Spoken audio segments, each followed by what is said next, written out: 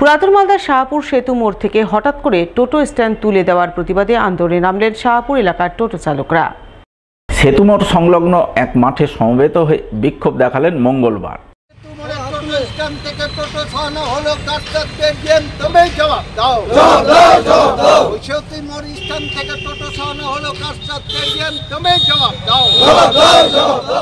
বিক্ষোভকারী টোটো চালকদের অভিযোগ, মালদা থানার পুলিশ হঠাৎ করে শাহপুর সেতু মোড়ে টোটো দাঁড় করাতে দিচ্ছে না। এই সিদ্ধান্তে শাহপুর এলাকার টোটো চালকরা সমস্যায় পড়েছেন। জীবন জীবিকায় আঘাত নেমে এসেছে। বারংবার শাহপুর এলাকার টোটো চালকদের উপর এইভাবে প্রশাসনিক কোপ নেমে আসছে। তাই পুলিশ প্রশাসনের এই সিদ্ধান্তের বিরুদ্ধে তারা বিক্ষোভ দেখাচ্ছেন। এতে কাজ না হলে উচ্চ মাধ্যমিক পরীক্ষার পর বড়সড় আন্দোলনে নামতে বাধ্য হবেন। সমস্যা হচ্ছে, আমরা দীর্ঘদিন ধরে সেতু মোড়ে স্ট্যান্ড করে আমরা টোটো চালিয়ে আমাদের পরিবার পরিজনকে নিয়ে সংসার পরিচালনা করি, কিন্তু আমরা কালকে হঠাৎ দেখলাম প্রশাসন থেকে এসে সেতু মোড়ে ধমকি দেওয়া হলো যেখানে গাড়ি লাগানো যাবে না।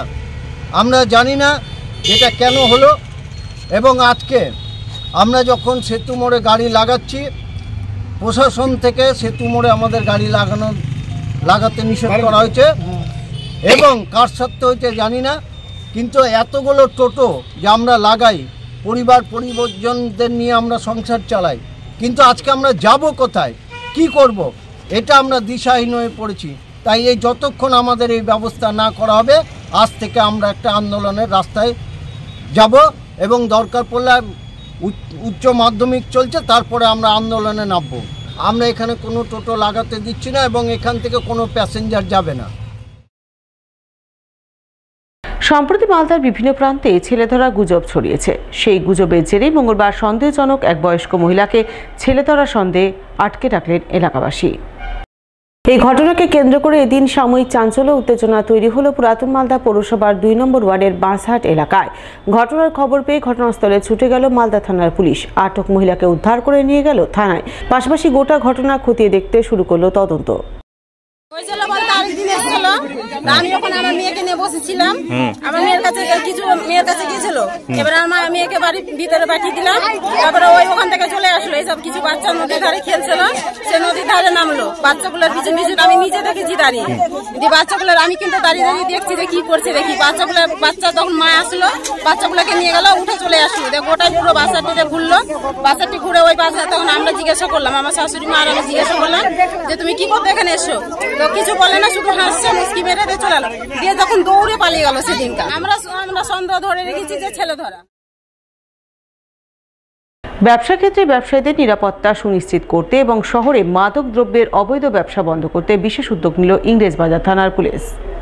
উদ্যোগের অঙ্গ হিসাবে মালদা মার্চেন্টের ব্যবসায়ীদের সঙ্গে এক প্রস্ত আলোচনা করলেন ইংরেজবাজার থানার আইসি সঞ্জয় ঘোষ, টাউনবাবু গৌতম চৌধুরী সহ অন্যান্য পুলিশ অফিসাররা। আলোচনায় কি কি সিদ্ধান্ত উঠে এলো তা শুনুন মালদা মার্চেন্টের সভাপতি জয়ন্ত কুণ্ডুর মুখ থেকে। মালদা মার্চেন্ট চেম্বার অফ কমার্সে ইংরেজবাজার থানার আইসি সাহেব এবং টাউনবাবু আমাদের সঙ্গে এসছে। এখানকার প্রত্যেকটা অ্যাসোসিয়েশনের সঙ্গে এখানে বসে মিটিং করলেন। বিশেষ করে আমরা আরজি পার্টি, এটার উপর আমরা জোর দিয়েছি যে আরজি পার্টি প্রত্যেকটা মার্কেটে করা। এর সঙ্গে সঙ্গে কোনো ব্যবসায়ী যদি রাত্রি 11:30টার পরে দোকান খুলে রাখেন, তার দায়িত্ব তার নিজ দায়িত্বে খুলে রাখতে হবে। পুলিশ যদি তার প্রতি অ্যাকশন নেয়, তার জন্য চেম্বার অফ কমার্স কোনো রকম তাকে সহযোগিতা হাত বাড়াবে। এবং সোনার দোকানগুলো আমরা 8টা 8:30টার মধ্যে বন্ধ করার জন্য আবেদন রেখেছি, এবং বিভিন্ন শহরের বিভিন্ন জায়গায় যেখানে মাদক দ্রব্য বিক্রি হচ্ছে, এই ব্যাপারে চেম্বার অফ কমার্স কাউরির সঙ্গে কোনো সহযোগিতা হাত বাড়াবে না। যে আমার কোনো ব্যবসায়ী যদি মাদক দ্রব্যের সঙ্গে জড়িত থাকে, তাকেও যদি পুলিশ অ্যারেস্ট করে, আমরা কোনো রকম তার দায়িত্ব নেব না। আমরা চাই যে শহরটা পরিষ্কার হোক, শহরের মধ্যে থেকে মাদক বর্জন হোক, এবং আমাদের জেলার মানুষ যাতে সুস্থ পরিবেশ ফিরে পায়, এটাই মালদা মার্চেন্ট চেম্বারের কাজ।